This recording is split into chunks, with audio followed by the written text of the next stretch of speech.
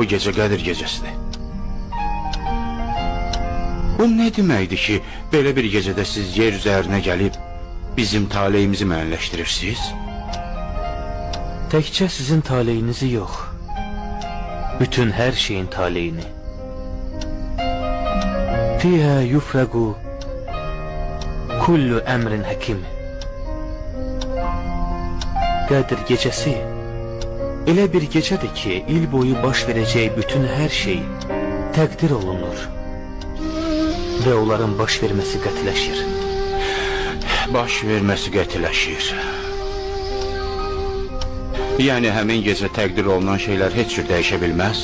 Heç bir səbəbə görə belə bir dəyişiklik ola bilməz. Yalnız Allahın iradəsindən başqa.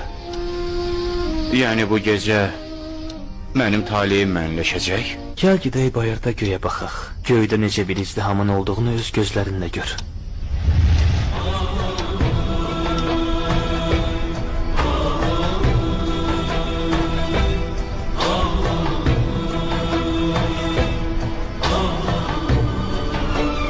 Bütün mələklər yer üzünə gələrək Allahın bəndələrinə səslənib onları salamlayırlar. Selamun hiyyə həttə mətləyin fəcr.